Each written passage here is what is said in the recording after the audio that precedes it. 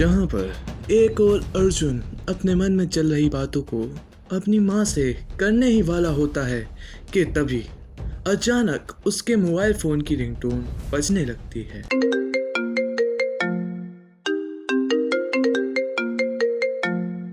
अर्जुन और उसकी माँ दोनों अपने आसपास मोबाइल को देखने लग जाते हैं और अर्जुन अपने आसपास मोबाइल को ढूंढने लग जाता है कि तभी अर्जुन की माँ मोबाइल की तरफ उंगली दिखाते हुए उससे कहती हैं, अरे बेटा, आसपास क्या देख रहा है? जल्दी जा, वो रखा है मोबाइल। अर्जुन अपना सर हाँ में हिलाते हुए अपनी माँ से कहता है, हाँ माँ, अभी अभी उठाता हूँ। कि तभी अर्जुन का ध्यान जाता है कि उसका मोबाइल फ़ोन टेबल के ऊपर चार्जिंग पे लगा हुआ था, जो उसने सोने से पहले लगाया था। वो अपनी जगह से जल्दी से उठकर टेबल की ओर जाता है और जैसे ही वो अपने हाथ में मोबाइल उठाकर देखता है कि तभी अचानक से कॉल कट हो जाती है। अर्जुन जैसे ही जल्दी से अपने डिस्प्ले को ओपन कर उसमें पासवर्ड डालकर अनलॉक कर ही रहा होता है कि तभी अचानक से दोबारा मोबाइल की रिंगटोन बजने लगती है।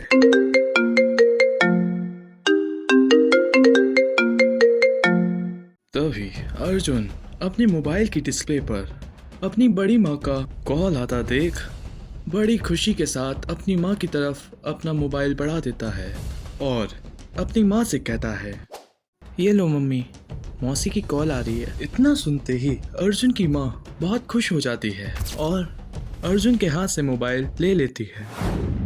यूं अचानक अर्जुन की मौसी का कॉल आने की वजह से अर्जुन की माँ बहुत खुश हो गई थी और अर्जुन की माँ को खुश देख खुद अर्जुन बहुत ही खुश था। अर्जुन अपनी मौसी से बहुत प्यार करता था और उनका नाम उसने प्यार से बड़ी माँ के नाम से मोबाइल में सेव कर रखा था। अर्जुन की माँ ने फ़ोन कॉल उठा ली और बोली, हेलो दीदी। दूसरी ओर से आवाज़ आती है, तो उठा ली आखिरकार तुमने कॉल। 4 कॉल कर चुकी हूँ मैं सुबह से और तुम्हारी एक भी कॉल नहीं उठ रही थी। समझ रही हो नीति? क्या अब तुम इतनी वीआईपी हो गई क्या मेरी कॉल नहीं उठाओगी? अपनी दीदी को यूं नाराज होता देख नीति मुस्कुराते हुए बात संभालती है और कहती है, अब दीदी मैं क्या बताऊं, अर्जुन की हो रही है सुबह से तबीयत खराब और अर्जुन का मोबाइल लगा था चार्जिंग पर अब यही था कि मैं किचन में काम कर रही थी और आपके मोबाइल की रिंगटोन मुझे हो सकता सुनाई न दी हो। अब जब हम लोग खाना खाने बैठे तो आपकी कॉल आई, तो तभी हमने उठा ली। अर्जुन की मौसी अर्जुन की तबीयत खराब होने की बात को लेकर परेशान होते हुए बोली, अरे क्या हो गया अर्जुन बेटा को? कहीं ज़्यादा तबीयत खराब तो नहीं हुई? इसका रिप्लाई देते हुए अर्जुन की माँ अपनी बड़ी दीदी से कहती हैं, अरे नहीं दीदी, कोई घबराने की बात नहीं है। अर्जुन को क्या था ना, सुबह से तबीयत खराब थी, बहुत ज़्यादा तेज़ बुखार था, 101 फीवर हो रहा था, तो वही इस चक्कर में वो आराम कर रहा था और मोबाइल चार्जिंग पे लगा था। तो अब कोई ऐसी बात नहीं है, घबराने की कोई बात नहीं है, बस अब खाना पीना कर लेगा अर्जुन तो ठीक हो जाएगा। साइड में खड़ा हुआ अर्जुन अपनी मौसी को यूं चिंता करता हुआ देख मन ही मन बहुत खुश हो रहा था और अर्जुन भी मोबाइल पर बोलता है अपनी मौसी से, अरे मौसी कैसी हो? राम राम। अब मेरी चिंता मत करो, मैं बिल्कुल ठीक हूँ। आप बताओ आप कैसी हो और कब आ रही हो? अर्जुन की प्यारी सी आवाज़ सुन उसकी मौसी खुश होते हुए बोलती हैं, अब सोच ले बेटा, अगर मैं आ गई तो फिर तुझे दिक्कत होगी। तू कहेगा मौसी भाग जाओ भाग जाओ भाग जाओ मेरे घर से। अरे नहीं मौसी, कैसी बातें कर रही हो? मैं ऐसा क्यों कहूँगा, आप तो मेरी माँ जैसी हो। तभी तो मैं कह रहा हूँ कि आप आ जाओ, तब आपको पता चलेगा कि मैं भगाता हूँ या आपको प्यार करता हूँ। तो ठीक है, फिर मैं आ रही हूँ।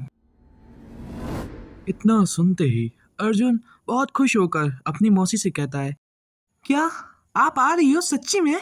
ये बात सुन अर्जुन और उसकी माँ दोनों ही बहुत खुश हो जाते हैं। अर्जुन अपनी मौसी से पूछता है, क्या आप आ जाओगी? बेटा अब जाके कहीं प्लान बना है तुम्हारे आने का, तो हम लोग शाम को निकलेंगे और हो सकता है कि कल सुबह या कल सुबह की शाम तक आ जाएं। और इस बार अर्जुन मैं अकेले नहीं आ रही हूँ, मेरे साथ कौन है गैस करो। आपके साथ कौन आ सकता है? या तो बड़े भैया होंगे या शनाया होगी। बाकी और कौन, ड्राइवर? और अगर आप ड्राइवर अंकल को साथ लेके आ रही हो तो मुझे उनमें कोई इंटरेस्ट नहीं है। तो बाकी आप देख लो आप कौन सा गिफ्ट ला रही हो मेरे लिए। अच्छा ठीक है, मैं ड्राइवर अंकल को साथ नहीं लेके आ रही हूँ, शनाया को तो ला सकती हूँ ना, उसमें तो इंटरेस्ट है, तेरी छोटी बहन है, बातचीत तो कर लेगा। हाँ मौसी, बातचीत क्यों, मैं उसे गले से लगाऊंगा। बहुत समय पहले देखा था मैंने उसे, जब वो छोटी सी थी। आप तो एक तो कम आती हो, ऊपर से लाती हो उसे बहुत ज़्यादा हो। जब छोटी सी थी बड़ी प्यारी प्यारी बच्ची थी, अब तो वो मेरे बराबर हो गई होगी। मुझसे 1 साल ही छोटी थी ना शायद वो। हाँ, तुझसे 1 साल ही छोटी है। तेरा ये है कि तेरा 12th हो चुका है, अब उसने 12th अच्छे मार्क्स से पास किया है। चल अच्छा, अब नीतू को फ़ोन दे, उससे बात करा। हाँ दीदी मैं सुन रही हूँ, आप बोलिए। स्पीकर पे है ना फ़ोन। तो सुन नीतू, अब मैं फ़ोन काट देती हूँ, ठीक? क्योंकि शाम को निकलना भी है और फिर तुम्हारे घर कल पहुँचना भी है। तो ठीक, कहीं जा तो नहीं रहे हो तुम लोग? अरे नहीं दीदी, हम कहाँ जाएंगे। आप आ जाइए, बेझिझक होके आइए, और कोई दिक्कत हो तो कॉल कर लीजिएगा। ठीक ठीक है दीदी, नमस्ते। और इतना कहने के बाद मोबाइल की कॉल कट हो जाती है और अर्जुन अपनी माँ से कहता है, कितना अच्छा लगता है ना जब मौसी की कॉल आने पर उनसे बात हो जाती है, और फिर ऊपर से वो मुझे कितना प्यार भी करती हैं और कितनी चिंता करती हैं मेरी।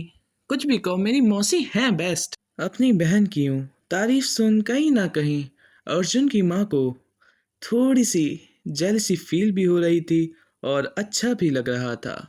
जैसे अर्जुन थोड़ी देर में ही भाप जाता है और पीछे से जाकर उन्हें जोर से हग कर लेता है। फिर बोलता है, ना जाने क्यों कहीं से मुझे जलने की बदबू आ रही है। मैं जानता हूँ तुम्हें जलन हो रही है ना, कि जब मैं मौसी की तारीफ कर रहा हूँ तो। फिर तभी अचानक अर्जुन अपनी माँ के गालों पर प्यारी सी किस्सी देते हुए कहता है, अरे चिंता मत करो माता श्री, तुम्हारी जगह कोई और नहीं ले सकता है। You are the best mom यार, चलो अब तो खुश हो जाओ। अर्जुन की माँ यूं उसकी बच्चों जैसी बातें देख और उसकी हरकतें देख मन ही मन बहुत खुश हो जाती है, पर वो उसके हाथों को पकड़कर अपने से दूर करती है और कहती है, अब बस कर, तुझे मस्करी के अलावा दिन भर कुछ और करना आता है या नहीं आता है? चल अब जा, और ये खाना खाने वाले बर्तन किचन में रख के आ रहा। अर्जुन मन ही मन कहता है, साला जितना प्यार कर लो इन्हें, इज्जत तो मिलती ही नहीं है इनकी तरफ से। अर्जुन धीरे से हाँ में सर हिला देता है और कहता है, ठीक है माँ, मेरे थोड़े से चावल बचे हैं, मैं उन्हें खा लूँ, फिर उसके बाद तुम्हारे और अपने दोनों के बर्तन रखे होंगे किचन में। अब तो खुश हो? अर्जुन के इतना कहने के बाद उसकी माँ हाथ धोने के लिए चली जाती है।